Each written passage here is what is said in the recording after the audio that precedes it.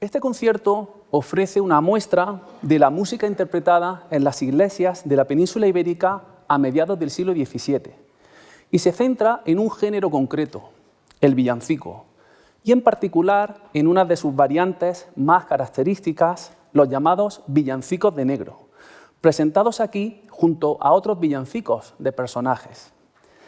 De las 9 obras que integran el concierto, 5 son villancicos de negro, 2 corresponden a villancicos de portugueses y gallegos, 1 a gitanos y otro a ratiños, labradores portugueses. Se trata de una música concebida con una clara función doctrinal que recurre a la caracterización tipificada y humorística de los personajes. Es un corpus muy rico, también muy complejo, tanto por sus textos literarios como por su escritura musical, y también por sus implicaciones sociales, culturales e incluso políticas. Es además una música de gran belleza y muy linda de escuchar, como podrán comprobar enseguida. Gran parte del repertorio que escucharemos se conserva en los cartapacios manuscritos del monasterio de Santa Cruz de Coimbra, en Portugal, hoy custodiados en la universidad de esa ciudad. 7 de las obras proceden directamente de estos manuscritos que observan en pantalla, que son conocidos desde hace décadas, pero solo estudiados de manera sistemática en años recientes gracias al proyecto de investigación Mundos e Fundos, dirigido por Paulo Estudante y José Abreu. En el marco de este proyecto se han desarrollado varios trabajos de investigación, varias tesis doctorales, entre ellas la de Hugo Sánchez, que es el director de Obando do Surunío, el conjunto que hoy nos visita, y a quien debo parte de la información que aquí les compartiré. Las 2 obras restantes se conservan en la Catedral de Valladolid, lo que permite ofrecer una perspectiva ibérica desde ambos lados de la frontera. El repertorio del concierto fue compuesto básicamente durante la Guerra de Independencia o de Restauración portuguesa, que puso fin a la llamada Unión Ibérica. Entre 1580 y 1640, Portugal había formado parte de la monarquía de los Austrias, un vasto entramado territorial y comercial que se extendía por Europa, América, África y Asia. Aunque la ruptura política de 1640 dio lugar a 2 estados enfrentados, la circulación de música y de músicos nunca se interrumpió. La guerra no consiguió separar lo que la cultura ibérica había tejido durante siglos. En este contexto, el villancico fue uno de los géneros musicales protagonistas. En realidad podríamos decir que es mucho más que un inocente entretenimiento devocional. Gracias a su enorme popularidad y a su presencia en las principales festividades del calendario litúrgico, se convirtió también en un eficaz instrumento de propaganda religiosa y política. A través de él se vehicularon mensajes ideológicos y se articularon discursos de poder, transformando una sencilla celebración religiosa en un espacio de negociación de identidades, lealtades y fronteras políticas. Los villancicos de negro se gestaron en la península ibérica, pero obviamente el fenómeno de la esclavitud no fue exclusivo ni de Portugal, ni de España, ni del siglo XVII. A lo largo de la historia existieron en África múltiples formas de servidumbre, vinculadas tanto a prácticas locales como a sistemas esclavistas desarrollados desde muy antiguo por egipcios, romanos, cristianos y árabes. Estas instituciones formaron parte de la estructura económica de numerosas sociedades africanas durante siglos y bajo formas contemporáneas, aunque nos cueste reconocerlo, algunas prácticas de explotación coercitiva persisten aún hoy. En la península, la esclavitud adquirió una nueva escala a partir del siglo XV en el contexto de la expansión atlántica. Portugal lideró las primeras fases del tráfico de personas africanas, pero la trata fue una empresa internacional en la que participaron otras potencias europeas mediante complejos sistemas de licencias y redes comerciales. En el mapa que ven en pantalla se observan los principales reinos implicados, que fueron muchos, los imperios europeos participantes, así como las rutas comerciales de este complejo sistema. En la sociedad ibérica del Siglo de Oro, la asociación del arquetipo del negro con la música y la danza se consolidó como un tópico recurrente, presente en la literatura, en el teatro y también en las prácticas festivas de las ciudades. Autores como Cervantes contribuyeron a fijar el estereotipo al representar a los personajes negros como natural e irrefrenablemente inclinados al canto y al ritmo. Paralelamente, en contextos comunitarios como las cofradías de negros, la música y la danza articularon la vida de los esclavos como espacios de sociabilidad y de memoria cultural. Numerosos africanos y afrodescendientes esclavizados ejercieron la música como actividad profesional.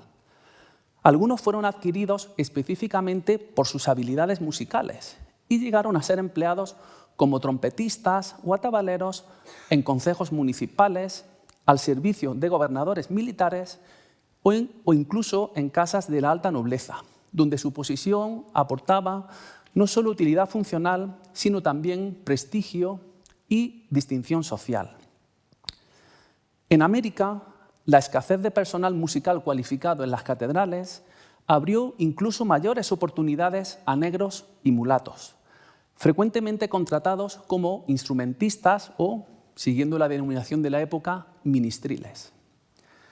En algunos casos llegaron a ocupar puestos relevantes como cantores e incluso maestros de capilla en importantes catedrales.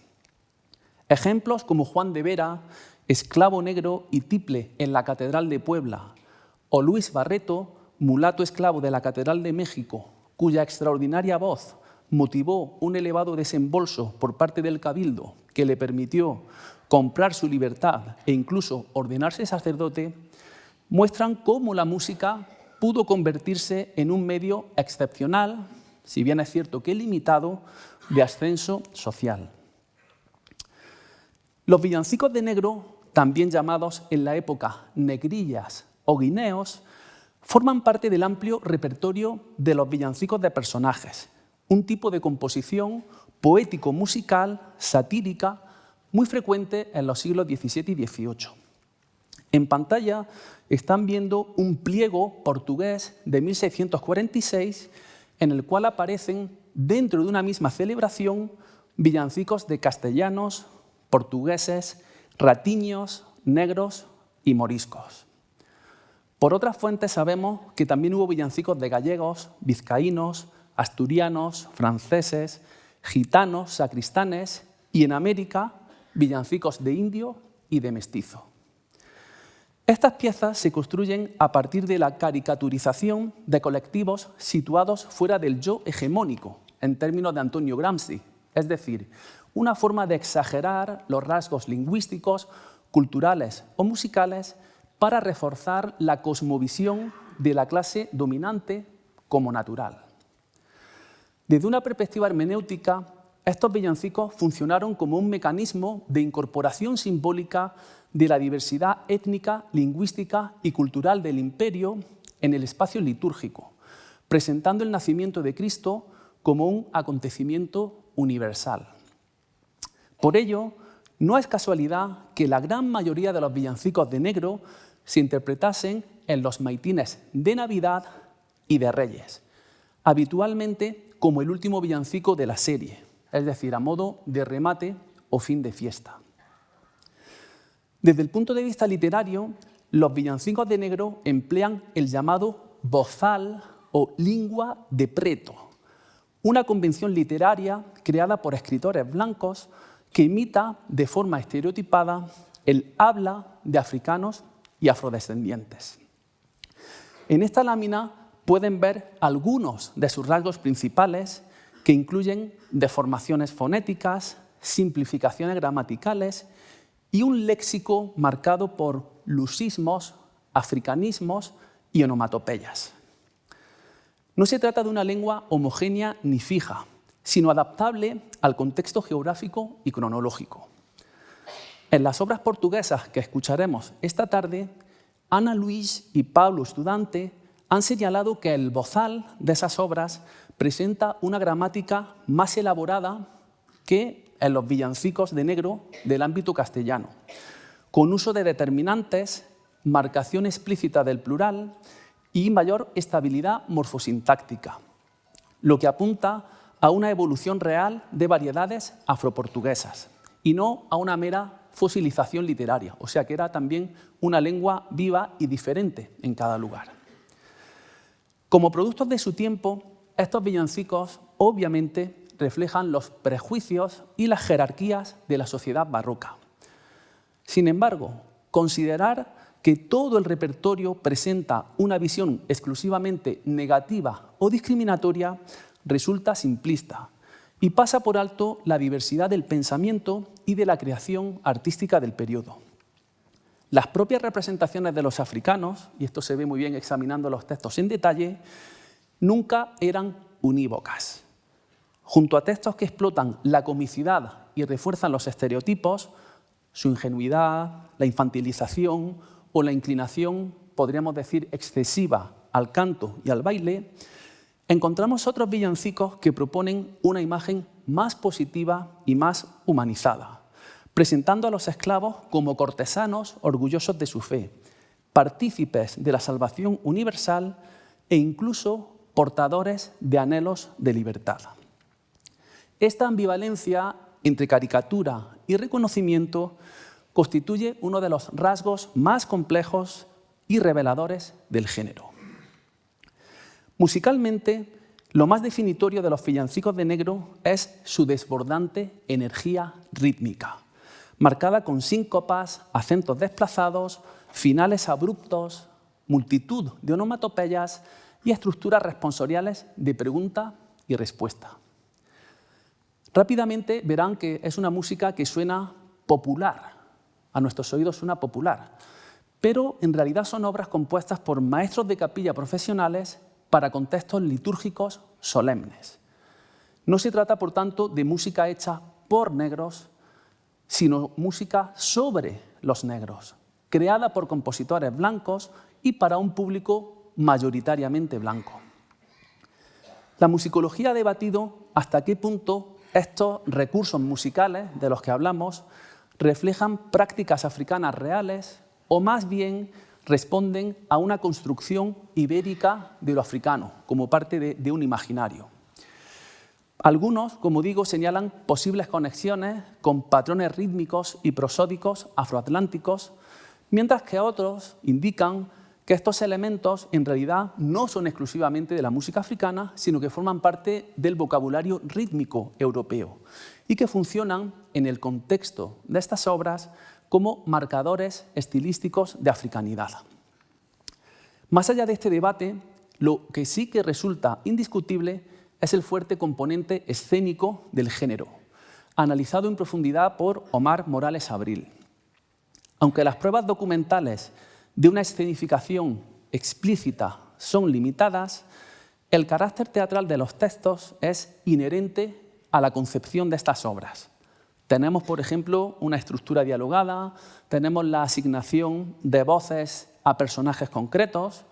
Son solo dos aspectos que indican que estos villancicos en realidad fueron concebidos como performances dramatizadas, es decir, que se representaban dentro de la iglesia, incluso con vestuario, lo cual sin duda reforzaría su impacto y, por supuesto, también su gran atractivo popular. La primera obra narra la llegada al portal de Belén de un grupo de africanos procedente de Angola y Santo Tomé, que es una isla que está frente a las costas africanas. El villancico se presenta como una breve escena teatral en la que el líder del grupo se dirige al niño Jesús con ternura, describiéndolo como un bebé pequeño y hermoso, a menino tan bonito. El resto del grupo desea sumarse a esa devoción, pero lo hace corriendo, saltando y bullendo los pies, en una explosión continua de movimiento. El líder se enfada y los reprende con la exclamación «más que bando de surunío», que podría interpretarse como banda de gente ruidosa en alusión al estornino, un ave que emite chasquidos, gorjeos y silbidos rápidos y entrecortados. Justamente de este verso toma su nombre el conjunto que nos visita esta tarde, O Bando do Suruñío. Finalmente, todos los músicos se reconcilian y se unen en un coro colectivo con juegos de pregunta y respuesta y el uso de onomatopeyas africanizantes como zuwambé o gulugú gulugué. La siguiente obra, Ola Toro Centepleta, tiene un planteamiento formal aparentemente más ambicioso. Tiene una plantilla que es a 7 voces. Sin embargo, se construye a partir de recursos técnicos relativamente sencillos. En este caso es un ostinato de 2 acordes, es decir, una breve célula musical en el bajo que se va repitiendo de una manera continua y sobre la cual emergen y se despliegan las melodías. La pieza se abre con un diálogo en el que el personaje principal saluda y convoca a todos los negros que hay en esta tierra, en este caso Angola, para acudir con folía, es decir, con música alegre y danza, a celebrar una fiesta en el portal. Una segunda voz pregunta por el motivo de la convocatoria y se responde que un ángel ha anunciado una noticia jubilosa. Ha nacido ya.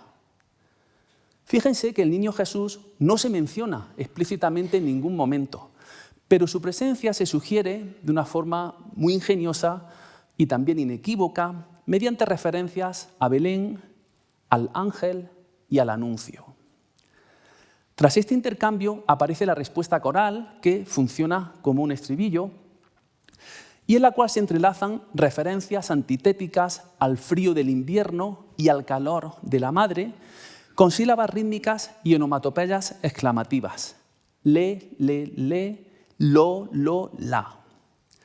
Fíjense también que en este estribillo aparece el término zamba o samba con S, una de las primeras referencias que encontramos a esta palabra en una fuente escrita. Es poco probable que se emplee con el significado moderno que todos asociamos a la danza afro-brasileña del siglo XIX y más bien todo apunta a que el término tiene aquí un sentido devocional. De hecho, en Kikongo, que es una lengua bantú conocida en los círculos intelectuales de la Universidad de Coimbra en el siglo XVII, samba podía aludir a una invocación cantada a la divinidad, en este caso dirigida al niño Jesús. El siguiente villancico de negro, fechado probablemente hacia 1651, es un ejemplo paradigmático de la confluencia entre devoción, política y comedia, al aludir a la reciente independencia de Portugal y a la entronización del primer rey portugués, João Juan IV.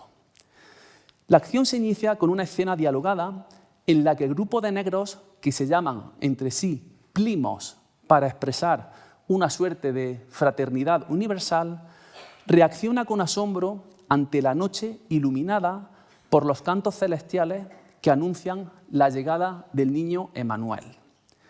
Al verlo llorar de frío y sin que nadie lo amamante, deciden alegrarlo con cantos y danzas, acompañados de las interjecciones características Wamba, Wamba, G, G, G. En las coplas se suceden invitaciones al baile y escenas humorísticas protagonizadas por personajes como la prima Flansiquilla, quien fuma, dice el villancico, como una hechicera del diablo. Destaca también la posible presencia de elementos lingüísticos en Kikongo, esa lengua de la que antes les hablaba, y que han sido identificados por lingüistas en expresiones como mba, wa, muana, mundele o tota, que en ese contexto funcionan como marcadores evocativos de africanidad. De manera similar podríamos pensar a las consignas o estribillos que a veces se cantan en los estadios deportivos hoy en día. En este contexto, la ambigüedad es intencionada. Maná o muana, que podría traducirse como el infante, puede referirse tanto al niño Jesús como al nuevo rey portugués, o incluso a una fusión simbólica de ambos, otorgando a João IV un aura casi mesiánica. Por tanto, además de celebrar el nacimiento divino, el villancico está festejando la restauración de la independencia portuguesa, transformando el portal de Belén en un espacio donde lo sagrado, lo político y lo popular se funden en una misma celebración. El bloque central del concierto reúne otros personajes típicos del villancico, con la idea de mostrar que esta exageración hiperbólica no es exclusiva de los villancicos de negro, sino una convención del género. Todos los personajes aparecen caracterizados mediante hablas deformadas, gestos intensificados y comportamientos casi grotescos, propios de un lenguaje teatral que obviamente no persigue ningún tipo de realismo, sino un efecto expresivo. La caricatura funciona aquí como un código compartido del villancico y no como un mecanismo selectivo de denigración o de racismo. Gitanillo al regocijo introduce a los gitanos como nuevos protagonistas de la escena navideña. A diferencia de los villancicos de Coimbra, que son todos anónimos, los que estamos presentando esta tarde, esta obra, que procede de la Catedral de Valladolid, tiene un autor conocido, Miguel Gómez Camargo. El nacimiento de Cristo se presenta como una gran fiesta gitana. Desde la introducción, el gitanillo encarna el regocijo. Impulsado por el placer, vuela hasta Belén para celebrar al niño Dios, comparado poéticamente con el sol que nace al alba.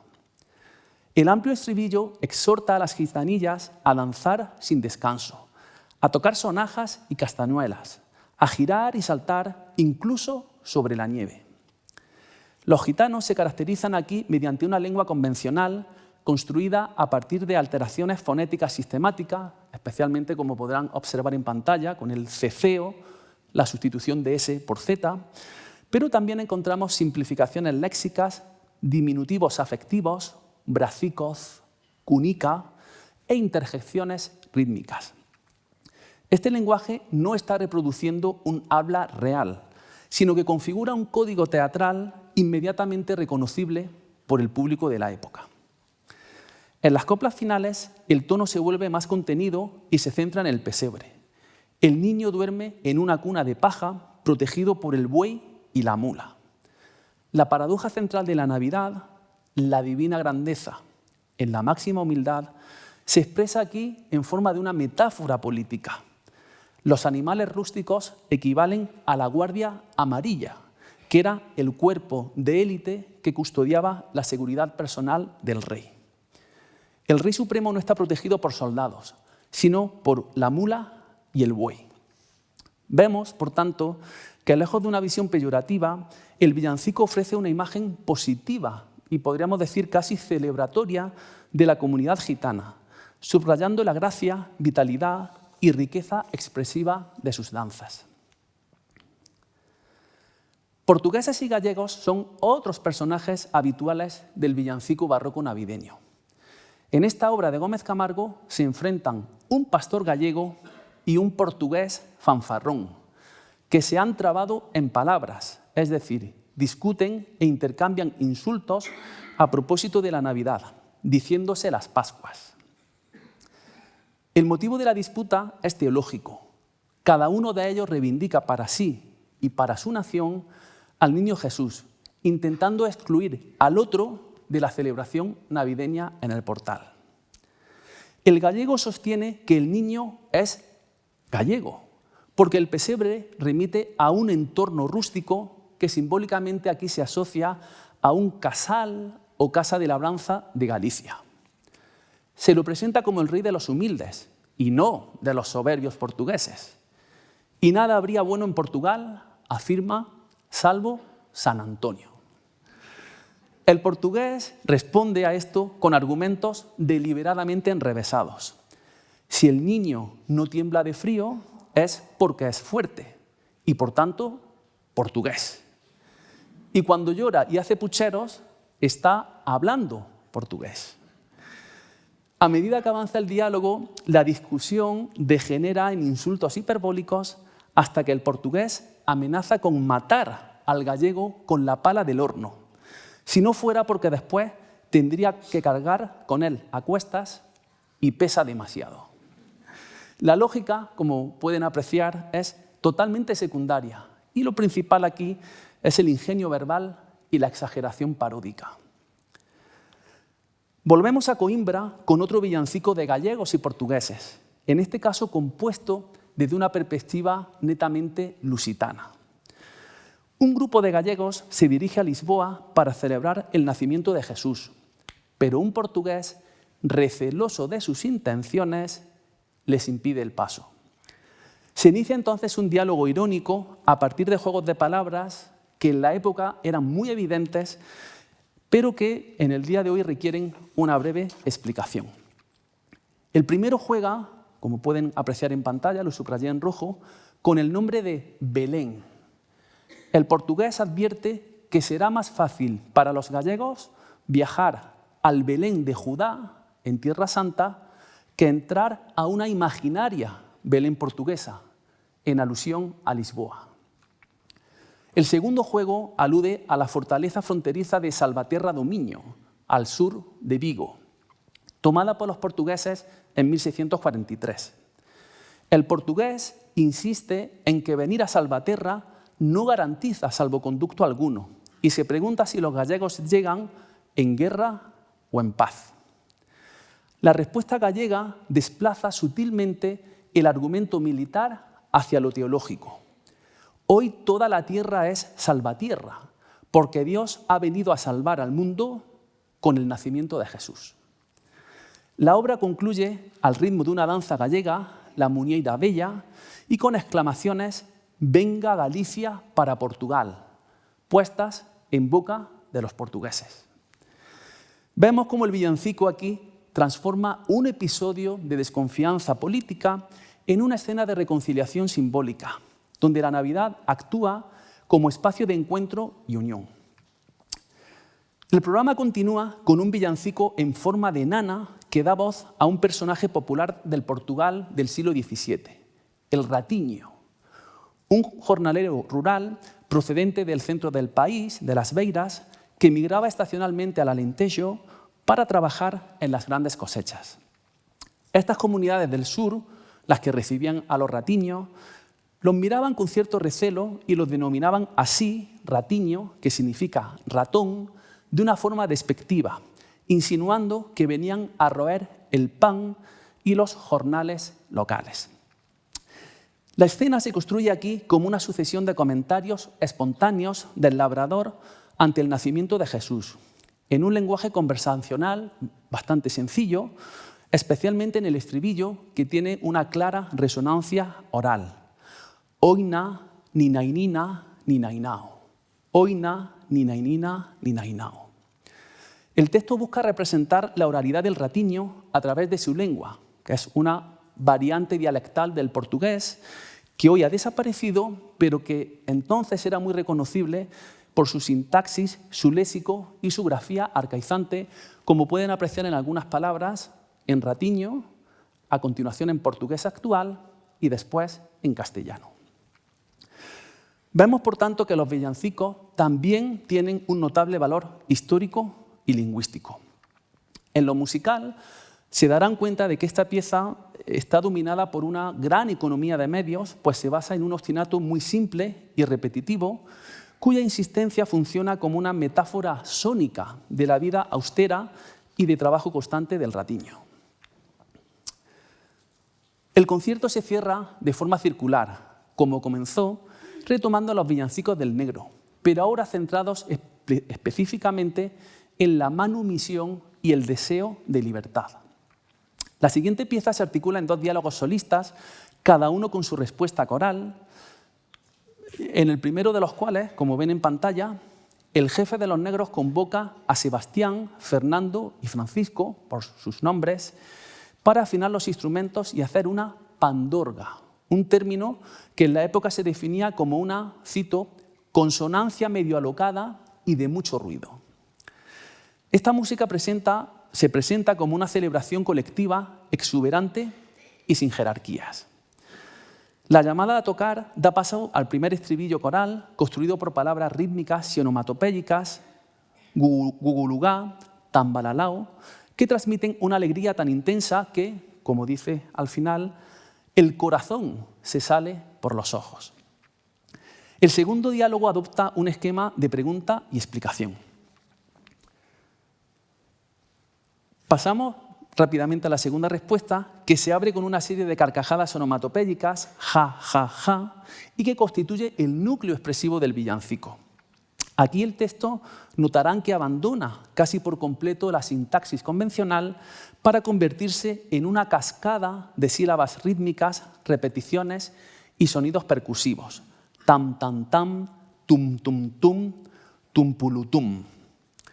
Todo este flujo sonoro se integra con distintas imágenes de devoción y el tum, tum, tum, además de imitar el sonido de los tambores, puede leerse también como el latido del corazón, en este momento que es el clímax emocional de la obra y que culmina con una súplica directa a Jesús.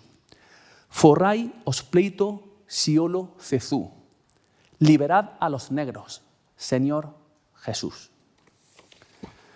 El último villancico, Sakituru, gente pleta, retoma la convocatoria colectiva a toda la gente negra, ahora procedente simbólicamente de Guinea, y que llega al portal acompañada de tambores, flautas, castañuelas y cascabeles. La teatralidad es aún más marcada con llamadas a los miembros del grupo, que aquí además son nombrados individualmente por sus nombres: Basiao, Tomé, Flansiquia, Cateira, Flunando, Reinardo, y con una consigna a la participación comunitaria.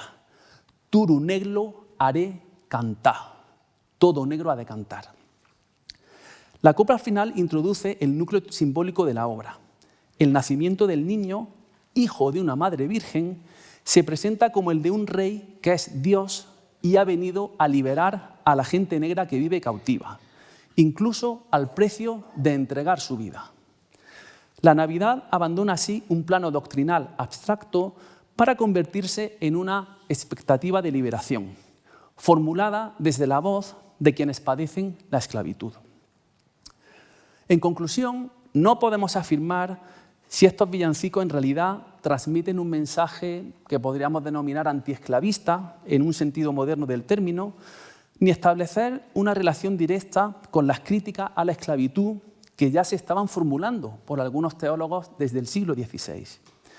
Pero tampoco resulta descabellado entender estas súplicas como expresiones de repudio moral, o al menos como un espacio discursivo en el que los esclavos reclaman ante la autoridad suprema de Dios aquello que la sociedad humana les niega: la libertad y el pleno reconocimiento de su dignidad.